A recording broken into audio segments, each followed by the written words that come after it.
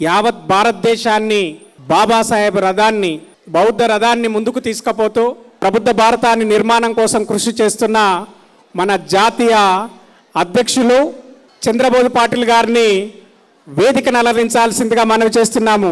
Please దయచేసి గట్టి చప్పట్లతోని వారికి స్వాగతం తెలియజేయాల్సిందిగా మనవి చేస్తున్నాను. మీరు సందేశాన్ని అందించాల్సిందిగా మనవి చేస్తున్నాను సార్. ప్లీజ్. महाकारुणिक तथागत गौतम बुद्ध, बोधिसत्व डॉक्टर बाबा साहब अम्बेडकर, इन्हें त्रिवार नमन। आज यहाँ पर the Buddhist society of India, जिसको हम हिंदी और मराठी में भारतीय बौद्ध महासभा कहते हैं, इसका तेलंगाना प्रदेश का ये 10वां बौद्ध अधिवेशन है। तेलंगाना प्रदेश के समस्त पदाधिकारी, विशेषतः उनके अध्यक्ष आदरणीय परम धामुलू जी, महासचिव शिलम प्रभाकर जी और उनके समस्त साथी, उनको मैं हार्दिक बधाई देता हूं।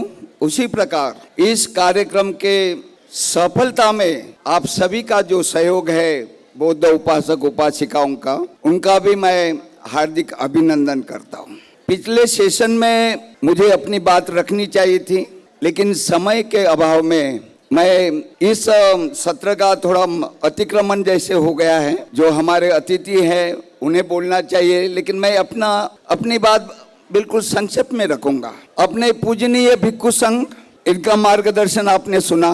हमारे जो अतिथिगण थे उन्होंने भी धम्म के संबंध में काफी बातें बताई। मेरा बस इतना ही है कि हम अगर बुद्धिस्ट है, सर्वप्रथम हमने कहा कि हम त्रिरत्न बुद्ध धम्म संघ, उनको हमको शरण जाना है। त्रिशरण के पश्चात हमारा पंचशील होता है, पंचशील के पश्चात हमारा अष्टशील होता है। जो बौद्ध व्यक्ति है, बौद्ध व्यक्ति नहीं, कोई भी इंसान है, उनको अपने जीवन को सार्थक अगर बनाना है, पंचशील अष्टशील का पालन करना बहुत आवश्यक है। उसके पश्चात बोधिसत्व डॉक्टर बाबा साहब अम्बेडकर, इन्होंने जो अशोक विजयादशमी को यानी 14 अक्टूबर 1956 को नागपुर की दीक्षा भूमि पर अपने लाखों अनुयायियों को जो बौद्ध धर्म की दीक्षा दी, और बाबा साहब का जो आदेश था 22 प्रतिज्ञाएं, हम 22 प्रतिज्ञाओं को एकदम से भूलते जा रहे हैं, क्योंकि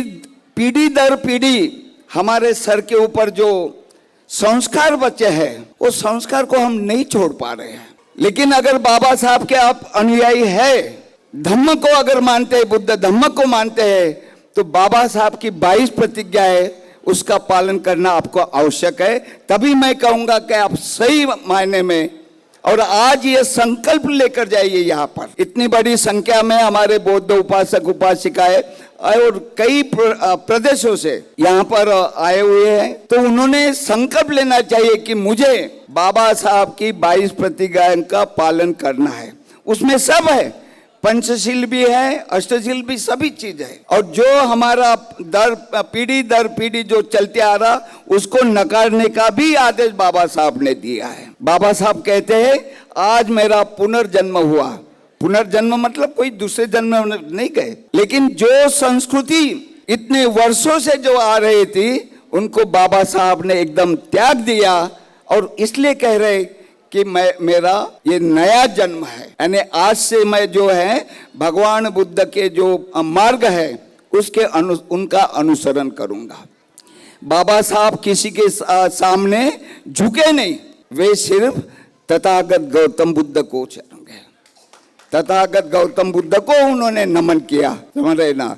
और बाबा साहब के जीवन में उन्होंने 3 बातें कही। एक कहा शिक्षा, दूसरा शील यानी चरित्र व्यक्ति का, और तीसरा है स्वाभिमान। मैं उसकी व्याख्या नहीं करूंगा, आप समझ सकते हैं। शिक्षा तो हमने प्राप्त की, बाबा साहब का मंत्र हमने अपने जीवन में उतारा और ये शिक्षित हुए, और आज हम परिणाम देख रहे हैं। जगह जगह इतने पढ़े लिखे लोग अच्छे अच्छे पोस्ट पे गए, ये किसकी वजह से? शिक्षा की वजह से। फिर बाबा साहब ने कहा मेरे जीवन में शील का बहुत महत्व है, चरित्र का। हम प्रज्ञाशील करुणा बोलते हैं। अगर शील है, प्रज्ञा है, लेकिन अगर शील नहीं है तो वो कोई काम की नहीं है। यानी ये दोनों देखिए साथ में, प्रज्ञाशील कितने करुणा तो बाद में आती है, लेकिन मनुष्य के लिए प्रज्ञा और शील ये बहुत महत्वपूर्ण है, यानी बौद्ध धर्मियों के लिए। और बाबा साहब ने अंतिम कहा स्वाभिमान, पूरे जीवन में अडिग बने रहे, अडिग, जैसे वो किताब भी जो लिखा है ना उन्होंने, जो हमारे लेखक ने, यानी शील का उच्च शिखर बाबा साहब, तो ऐसे स्वाभिमानी, तो हमें अपना स्वाभिमान रखना चाहिए धम्म के इसमें।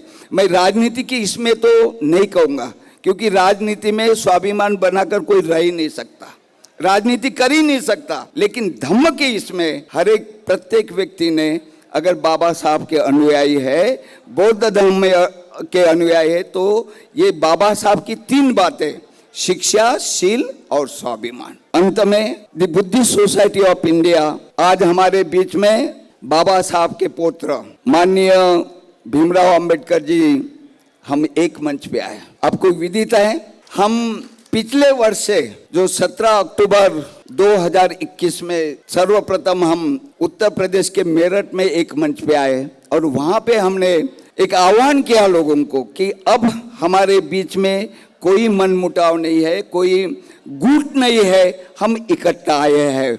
और आज के बाद जो हमारा कार्य यानी कुछ कमजोर हुआ था, नहीं कर पाए थे, वो पूरा कार्य हम दोनों मिलकर, हम पूरा का जो बाबा साहब ने ये संस्था के जो उद्देश्य दिए हैं, वो उद्देश्य के पूर्ति के लिए लगेंगे। हमने साथ साथ में, और ये जो मैसेज है भारत में नहीं, भारत के बाहर भी गया है। सभी बौद्ध जनता को, बाबा साहब के अनुयायी को बड़ी खुशी हुई, क्योंकि ये एक साथ आए और धम्म का कारवा आगे बढ़ते जाएगा। और वो भी वह आप सभी के सहयोग से, बिना आपके सहयोग से कोई भी संस्था, कोई भी आगे नहीं चल सकता। तो मैं आपसे अपील करूंगा कि बुद्धिस्ट सोसाइटी ऑफ इंडिया के सदस्य बनिए।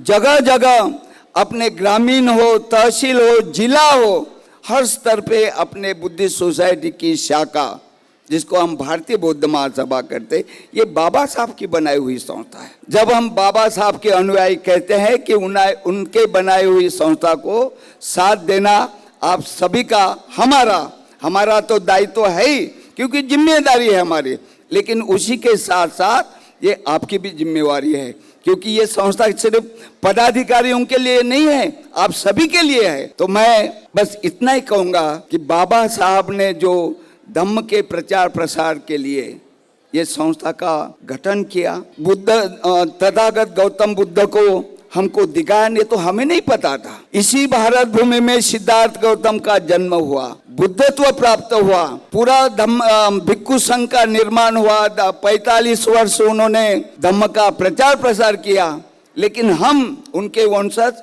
हम उनसे अनभिज्ञ रहे। क्यों? क्योंकि जो मान्यता है, जो वर्ण व्यवस्था है जो हुई थी, हमको शिक्षा का यानी शिक्षा हम नहीं ले सकते थे और हम इससे वंचित रहे। लेकिन बाबा साहब ने ये सब तथागत भगवान बुद्ध को शरण जाके हमको बुद्ध धम्म की ये दीक्षा दी। और आज हम भारत में ही नहीं, हम देखिए, आप तेलंगाना में है, मैं महाराष्ट्र से आया हूँ, लेकिन हम बौद्ध बांधव है। आपकी भाषा अलग है, हमारी भाषा अलग है, लेकिन एज ए बुद्धिस्ट हम भाई भाई है। ये जो भाईचारा है ये बाबा साहब की वजह से। हम अपने यानी भारत के राज्यों की बात नहीं कर रहे, हमारे यानी जो बाहर के देशों में जो हमारे बुद्धिस्ट है, जिन्हें लगता है कि ये बुद्ध का प्रचार, धम्म का प्रचार प्रसार भारत में होना चाहिए, वे भी हमारे साथ में आए। और बड़ी खुशी है मुझे कि हमने जो एडवाइजरी कमेटी बनाई है 11 लोगों की, उसमें न्यूजीलैंड के हैं, इंग्लैंड के हैं, जर्मनी के हैं, कनाडा के हैं और श्रीलंका के 5 जो सदस्य हैं हमारे एडवाइजरी कमेटी में है।